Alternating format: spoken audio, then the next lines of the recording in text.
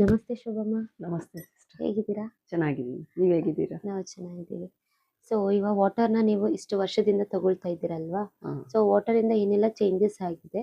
So ನಿಮ್ಮಲ್ಲಿ ಇರುವಂತ problem ಹೇಗೆ ರಿಕವರಿ ಆಗಿದೆ? ಚೇಂಜಸ್ ಅಂತ ನನಗೇನು ಗೊತ್ತಾಗ್ತಾ ಇಲ್ಲ. 3 ವರ್ಷದಿಂದ ಯೂಸ್ ಮಾಡ್ತಾ ಇದ್ದೀನಲ್ಲ, ಅದೇ ಇದಾಗಿದೆ. ಬಟ್ ನಾವು ಹಾಸ್ಪಿಟ್ಲಿಗೆ ಏನೂ ಹೋಗೋದಿಲ್ಲ. ಆ ನೀರೆಲ್ಲ ಅಡುಗೆ ಮಾಡೋದು, ವೆಜಿಟೇಬಲ್ ವಾಶ್ ಮಾಡೋದು ಎಲ್ಲ ಆ ನೀರಿಗೆ ಅಡಿಕ್ಟ್ ಆಗಿಬಿಟ್ಟಿದ್ದೀವಿ ನಾವು. ಚೇಂಜಸ್ ಏನು ಅಂತ ಹೇಳಕ್ಕೆ ಗೊತ್ತಾಗ್ತಾ ಇಲ್ಲ ನನಗೆ.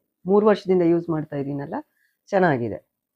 ಅದನ್ನ ನಾನು ವಾಟರ್ ತಗೊಳ್ಳೋ ಪರ್ಪಸ್ ಅಂದರೆ ಅವಾಗ ವೀಕ್ಲಿ ಒನ್ಸೋ ಯಾವುದಾದ್ರೂ ಒಕೇಶನಲ್ಲಿ ಒಂದೊಂದು ಹಬ್ಬಕ್ಕೋ ಯಾವುದಕ್ಕಾದ್ರೂ 1 ಗ್ಲಾಸ್ ನೀರು ಎಕ್ಸ್ಟ್ರಾ ಕೊಡೋರು. ಅವತ್ತು ಗಾಂಧಿ ಜಯಂತಿ ಇತ್ತು, ಲೆವೆಲ್ 4 ನೀರು ಕೊಟ್ಟರು. ಅವತ್ತು ಮಧ್ಯಾಹ್ನ ಮುಗಿಸ್ಕೊಂಡು ಹೋಗಿ, ಅವಾಗ ನನಗೆ ಪೀರಿಯಡ್ಸ್ ಆಗಿದ್ದೆ, ಸಖತ್ ಸ್ಟಮಕ್ ಪೇನ್ ಇತ್ತು. 1 ಗ್ಲಾಸ್ ನೀರು ಕೊಟ್ಟರು. ಆಮೇಲೆ ತಗೊಂಡು ಕುಡಿದೆ. ಆಮೇಲೆ ನನ್ನ ಮಗಳದು ನಾನೇ ಕುಡಿದ್ಬಿಟ್ಟೆ ಬರಬೇಕಾದ್ರೆ.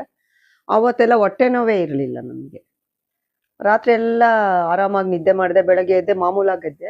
ಇಷ್ಟೊಂದು ಚೆನ್ನಾಗಿದೆಯಾ ಈ ನೀರು, ನೋವೆಲ್ಲ ಇದಾಯ್ತಲ್ಲ, ಈ ವಾಟರ್ ಪರ್ಚೇಸ್ ಮಾಡಬೇಕು ಅಂತ ಅವತ್ತು ಡಿಸೈಡ್ ಮಾಡಿ, ಯಾವಾಗ ಅದು ಡಿಸೈಡ್ ಮಾಡಿ ಒಂದು 5-6 ವರ್ಷ ಆದಮೇಲೆ ತಗೊಂಡೆ ನಾನು.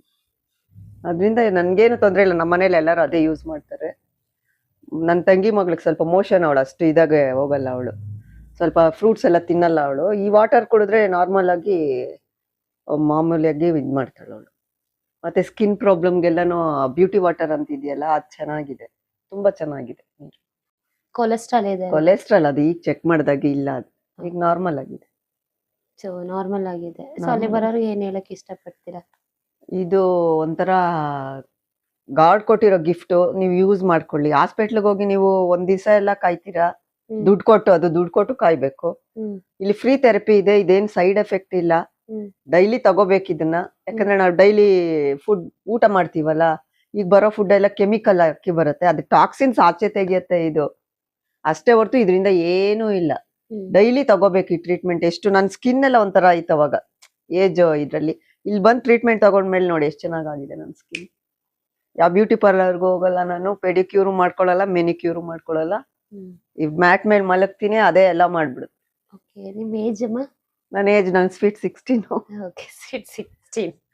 ನನ್ನ ಮಗಳಿಗೂ 18 ಇಯರ್ಸ್. ಅವಳಿಗೆ, ಅವಳು ಡಾಕ್ಟರ್ ಓದ್ತಾ ಇದ್ದಾಳೆ, ಫಸ್ಟ್ ಇಯರ್. ನಾನು ಸರಕೇರ್ಗೆ ಬಂದ್ಮೇಲೆ 16 ಇಯರ್ಸ್ ನನಗೆ. 16 ಇಯರ್ಸ್. ಹಂಗೆ ಹಂಗೆ ಇದೀನಿ ನಾನು.